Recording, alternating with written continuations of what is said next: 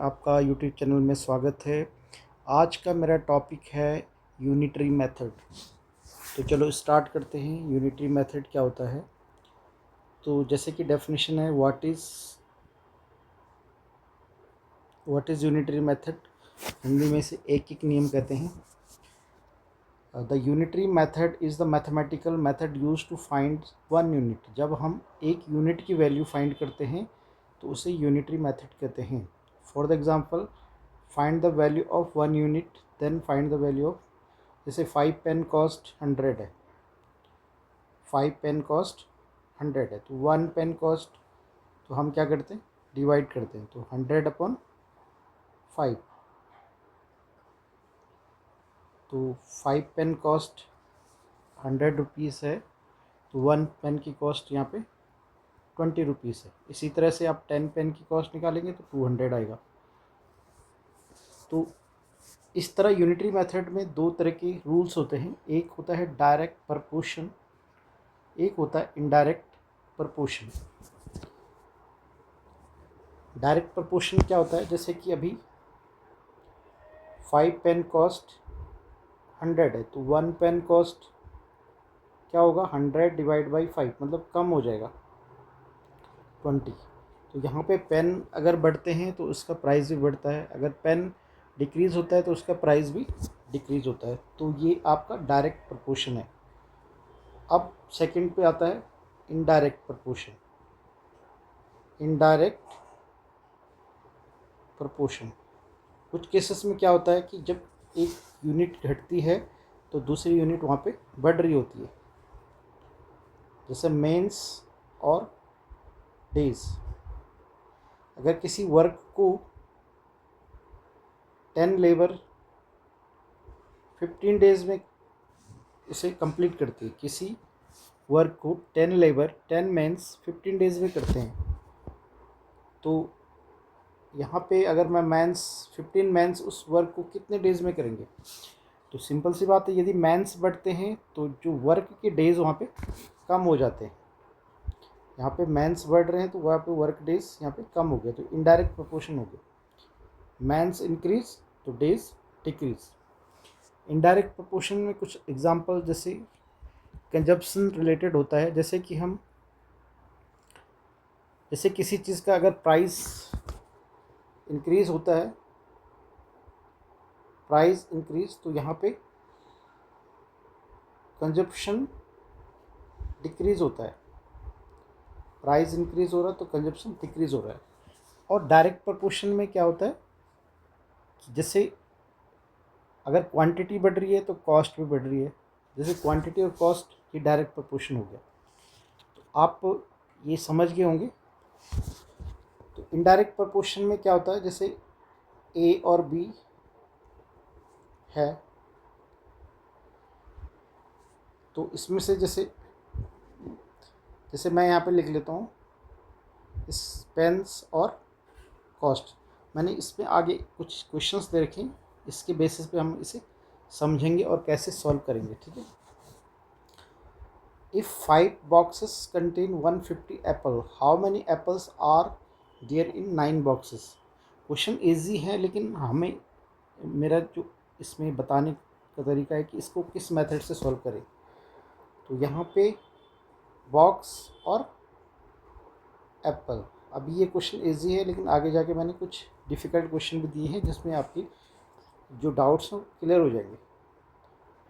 जैसे 5 बॉक्स की कॉस्ट 150 है, तो 9 बॉक्स की कॉस्ट क्या होगी, वो अननोन, ठीक है। तो सिंपल सी बात है कि यहाँ पे क्वांटिटी, बॉक्स की क्वांटिटी है, अगर बॉक्स यहाँ पे बढ़ रहा है तो कॉस्ट भी यहाँ पे इंक्रीज़ होती है। तो इसको सॉल्व करने का तरीका सिंपल सा है, ratio 5:9 equal to 150 ratio x. तो 5/9 इक्वल टू 150 अपॉन एक्स, तो क्रॉस मल्टीप्लाई कीजिए, तो 5x equal to 9 into 150, x equal to 9 into 150 upon 5, ये 30 आ गया, 270 आ गया, ठीक है। तो 5, अगर हम सिंपल मेथड से करें 5 बॉक्स की कॉस्ट 150 है, तो 1 बॉक्स की कॉस्ट 30 रुपीज़ आ गया, इसीलिए 9 बॉक्स की कॉस्ट क्या होगा, 9 इंटू 30 270। ठीक है, तो डायरेक्ट प्रोपोर्शन में हम रेशियोज निकालते हैं। अब आगे क्वेश्चन करते हैं, जैसे if 8 worker complete a whole warehouse inventory check in 15 days, how many days will 12 worker take? 8 worker complete a warehouse inventory check in 15 days, how many days will 12 worker? तो यहाँ पे वर्कर है और days है, तो 8 worker किसी inventory को 15 days में चेक करते हैं, तो यहाँ पे 12 वर्कर को करेंगे, तो यहाँ पे 8 वर्कर किसी इन्वेंट्री को 15 डेज में चेक करते हैं, हाउ मैनी डेज, तो यहाँ पे डेज हाउ मैनी आएगा, 12 वर्कर उसको किस में करेंगे। अगर हम वहाँ पे वर्कर को बढ़ा रहे हैं तो यहाँ पे डेज क्या हो रहे हैं, डिक्रीज़ हो रहे हैं। यहाँ एरो किसी भी डायरेक्शन में लगा सकते हैं, इससे डजेंट मैटर, आप एरो, इसका मीन्स है कि वर्कर और डेज में जो प्रपोर्शन है वो इनडायरेक्ट प्रपोर्शन है, कि वर्कर अगर बढ़ रहे हैं तो डेज यहाँ पे कम हो रहे हैं। तो ऐसे केसेस में हमें क्या करना होता है, हमें ये डायरेक्ट 8/12 को इसको इस ऑर्डर में लिखना है। इसको सेम एरो बनाने के लिए हमें क्या करना होगा, इसको x ऊपर लिखेंगे और 15 नीचे लिखेंगे, और फिर एज यूजुअल जैसे हम निकाल रहे हैं 8/12 इक्वल टू x/15, तो 12x इक्वल टू 8 इंटू 15, तो x इक्वल टू हो गया 8 इंटू 15/12, तो 4 2 जा 8, 4 3 जा 15, 3 5 जा 15 और 5 2 जा 10 डेज में, तो 12 वर्कर उस वर्क को 10 डेज में करेंगे। A printing machines print 2400 books in 6 hour, how many books will print 11 hours at the same speed. यहाँ पे हम मशीन्स और आवर्स लिखते हैं, तो पहले हम मशीन और आवर्स में रिलेशन देख लेते हैं। अगर मशीन्स बढ़ती है, अगर मशीन नंबर ऑफ मशीन्स बढ़ रही है तो वहाँ पे आवर्स कम हो जाएंगे, तो मशीन बढ़ने से क्या होगा, आवर्स कम हो रहे हैं, तो यानी कि प्रिंटिंग मशीन्स 2400 बुक्स, 2400 बुक्स, ये बुक्स है, ये इसको 6 आवर में प्रिंट कर रही है, 2400 बुक्स को 6 आवर में प्रिंट कर रही है। How many will it print 11 hours, 11 hours में कितनी बुक्स प्रिंट होगी, तो जितने ज़्यादा आवर्स होंगे उतने ज़्यादा यहाँ पे बुक्स मशीन प्रिंट करेगी। तो यहाँ पे जो रिलेशंस आ रहा है वो डायरेक्ट प्रोपोर्शन आ रहा है, क्योंकि अगर किसी मशीन से हम 8 घंटे का काम ले रहे हैं तो उसमें नंबर ऑफ़ बुक्स भी उतनी ज़्यादा होगी। तो यहाँ पे ये इनडायरेक्ट नहीं, ये डायरेक्ट प्रोपोर्शन है, तो हम एरो किसी भी साइड लगा सकते हैं।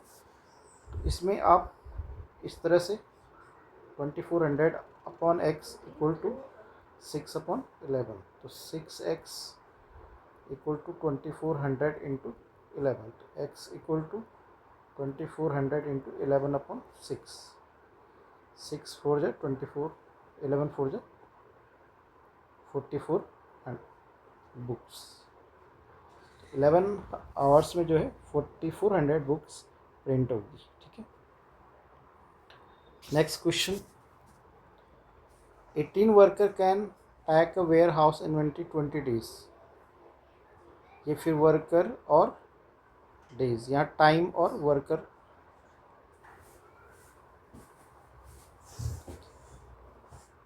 18 वर्कर किसी इन्वेंट्री को 20 डेज़ में कर रहे हैं, तो हाउ मैनी डेज 30 वर्कर्स उसको कितने डेज़ में करेंगे। तो यहाँ पे बिल्कुल ये इनडायरेक्ट क्वेश्चन है। यहाँ पे वर्कर अगर बढ़ रहे हैं तो इन्वेंट्री डेज यहाँ पे कम हो रहे हैं, ठीक है।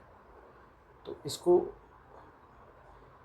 इसको हम क्या लिखेंगे, 18 30 एक्स ऊपर ले लेंगे और 20 नीचे लिखेंगे, फिर बाकी 18/30 और x/20। इनको सेम एरो बनाने के लिए हम क्या करना है, एक्स को ऊपर रिप्लेस, किसी भी एरो को आप रिप्लेस कर सकते हैं, ठीक है। And then cross multiply x equal to 30x equal to 18 into 20, तो x इक्वल टू 18 इंटू 20/30। 3 6 ज़ा 18, 6 2 ज़ा 12। 30 वर्कर्स उसे 12 डेज में कंप्लीट करेंगे। इसके बाद और भी इम्पॉर्टेंट क्वेश्चन है, ये जो आगे क्वेश्चन है कॉम्पिटिटिव एग्ज़ाम में पूछे जाते हैं। A cantonment had enough food to 50 soldier in 60 days. After 25 days 100 soldier left the cantonment and for how many days will the remaining food last. एक छावनी में 250 सिपाहियों के लिए 60 दिन का भोजन था। 25 दिन में छावनी में 100 सिपाही चले गए, तो शेष भोजन कितने दिन तक चलेगा, ठीक है। तो एक तरफ हम लिख देते हैं सोल्जर, दूसरी तरफ लिख देते हैं डेज। यहाँ फूड है, तो यहाँ पे फूड और कंजप्शंस का डेज यहाँ पे बिल्कुल ये इनडायरेक्ट प्रोपोर्शन में होगा, क्योंकि जितने लोग सोल्जर बढ़ेंगे फूड उतना कम होगा। तो पहले हम लिख लेते हैं 250 के लिए यहाँ पे 60 डेज़ का फूड है। आफ्टर 25 डेज़, इसमें से आप माइनस के 25 डेज़ कम कर लीजिए, तो यहाँ पे हमारे पास बचेगा 250 सोल्जर के लिए 35 डेज़ का फूड रिमेनिंग होगा, क्योंकि हमें 25 डेज़ के बाद की कैलकुलेशन हमें निकालनी है। उसके बाद 100 सिपाही चले गए, यानी कि 100 सोल्जर चले गए, तो हमारे पास 150 सोल्जर बच गए। उनके लिए ये फूड कितने डेज तक का होगा। तो यहाँ पे ये डिक्रीज़ हो रहा है, तो ये क्या होगा, इंक्रीज़ होगा। तो यानी कि यहाँ पे डिक्रीज़ हो रहा, तो ये क्वांटिटी यहाँ पे कम ज़्यादा आएगी। तो यहाँ पे इनडायरेक्ट प्रोपोर्शन है, तो आपको क्या करेंगे, x को ऊपर लिख लेंगे और 35 को नीचे लिख लेंगे। तो यानी कि 250/150 और x को ऊपर लिख लीजिए और 35 नीचे लिख लीजिए, कैंसिल कीजिए।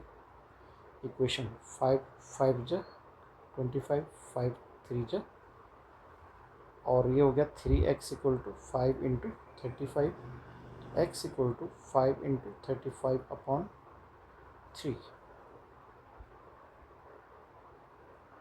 175.3, 3 5 जा 15, 2 बच रहा 3 8 जा 24, 58 1/3 डेज। तो हमारा आंसर है 58 1/3 डेज। समझ गए। 250 के लिए इतने 25 डेज़ में हमारे पास 250 सोल्जर के लिए 35 डेज़ का फूड बचा, उसमें 100 मैंने कम किया, तो 150 के लिए कितने डेज़ का फूड, तो हम इस तरह से निकालेंगे। ये इनडायरेक्ट प्रोपोर्शन का क्वेश्चन है। अब और भी इम्पॉर्टेंट क्वेश्चन है, मिसलेनियस टाइप के क्वेश्चन आते हैं, तो चलो देखते हैं। If 35 men consume 180 kg rice in 12 days, then how many days 42 men consume 105 kg of rice।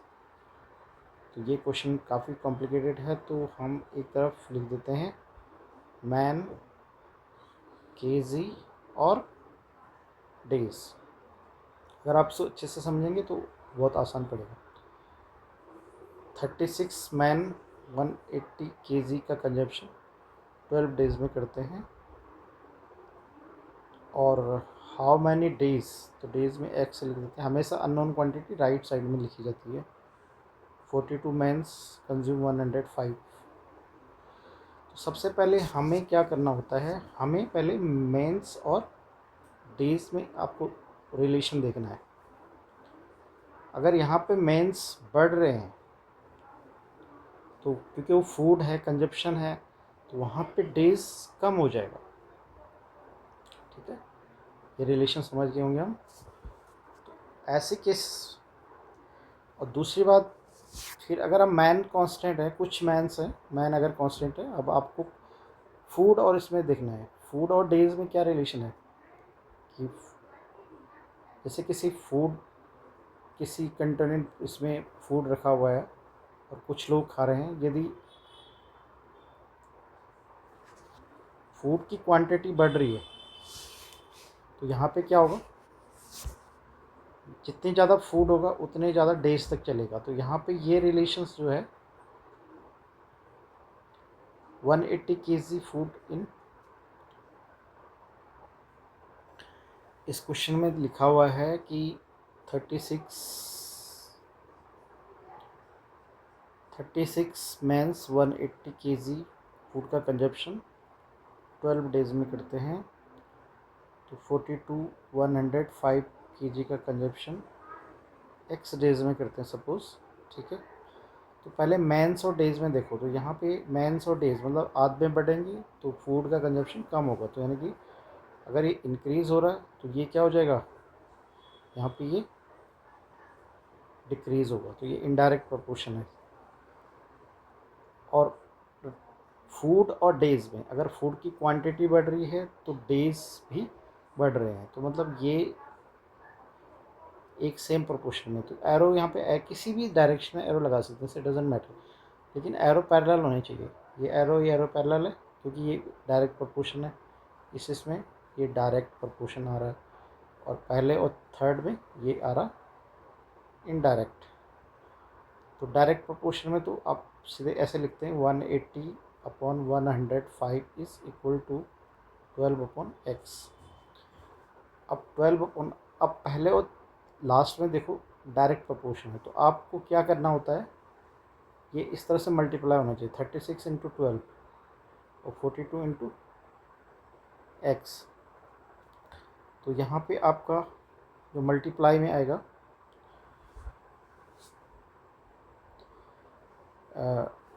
42 ऊपर आएगा, यहाँ पे 42/36, 42 × 36, क्योंकि अगर मैं क्रॉस मल्टीप्लाई करूँगा तो 42 × x, इसको समझ गए होंगे आप। देखो 42 × x ये डायरेक्ट प्रोपोर्शन है, और ये वाला इसको हाइड करता हूँ तो ये इनडायरेक्ट प्रोपोर्शन है। अब मैं इसे सॉल्व करता हूँ, तो 42 × 180 × x इक्वल टू 36 × 105 × 12। x की वैल्यू फाइंड करेंगे, 36 × 105 × 12 डिवाइड बाई 42 × 180, तो कैंसिल करो, 9 4 जा 36 और 9 2 जा 20, फिर 4 से कैंसिल करेंगे, 4 5 जा 20। ठीक है, 5 से इसको करेंगे तो ये 21 आएगा, ये 21 2 जा 42 आता है, और 2 6 जा, यानी कि आपका 6 डेज आ रहा है, तो हमारा आंसर 6 डेज होगा। ठीक है, एक और लास्ट क्वेश्चन कर लेते हैं। 12 मशीनें 7 घंटे काम करके 18 दिनों में काम पूरा करती है, 16 मशीनें 9 घंटे काम करके दुगने काम को कितने दिनों में पूरा करेंगे। इसको मैं थोड़ा और इजी वे में बता लेता हूँ। मशीन और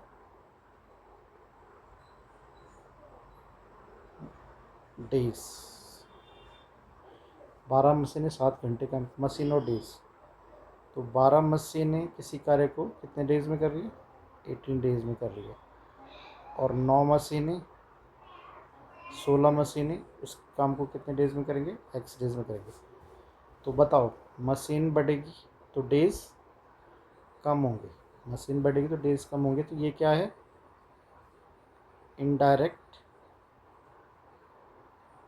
प्रोपोर्शन है। तो इनडायरेक्ट प्रोपोर्शन में या तो आप इसकी मल्टीप्लाई कर लो, तो आप ऐसे लिख सकते हैं 12 × 18 इक्वल टू 16 × x, या आप दूसरे तरीके से ऐसे लिखेंगे, आप इस 16 को ऊपर लिख लीजिए और 12 नीचे लिख लीजिए, तो तो 16/12 equal to 18/x, question number 1। ठीक है, अब आवर्स और डेज में देखो, आवर्स तो सिंपल सेम है।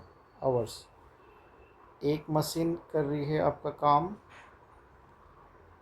7 आवर्स में, फिर दूसरी मशीन कर रही है 9 आवर्स में। तो यहाँ पे देख रहे होंगे कि अगर मैं मशीन्स का आवर्स बढ़ा देता हूँ तो डेज़ वहाँ पे कम हो जाएंगे, तो यानी कि ये भी आपका इनडायरेक्ट प्रोपोर्शन है। तो ऐसे केस में 9 ऊपर आएगा, 9/7 इक्वल टू 18/x। ठीक है, अब 9/7 18/x, यहाँ पे भी 18/x की जगह 16/12। तो आप क्या करेंगे, इस 16/12 को ऐसे तरह से इसके साथ मल्टीप्लाई कर लेंगे। ठीक है,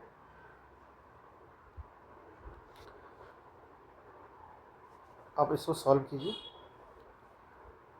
16 into 9 into x equal to 12 into 7 into 18, x equal to 12 into 7 into 18/16 into 9। तो 9 2 जा 18 हो गया, 2 8 जा 16 हो गया, और 4 2 जा 8, 4 3 जा 12, 21/2, 10.5 डेज।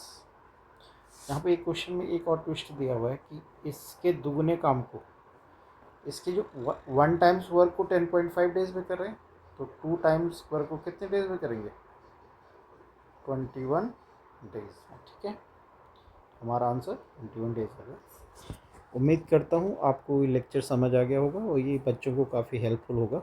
अगर आपका कोई डाउट्स है तो आप कमेंट सेक्शन में मुझे बताएं।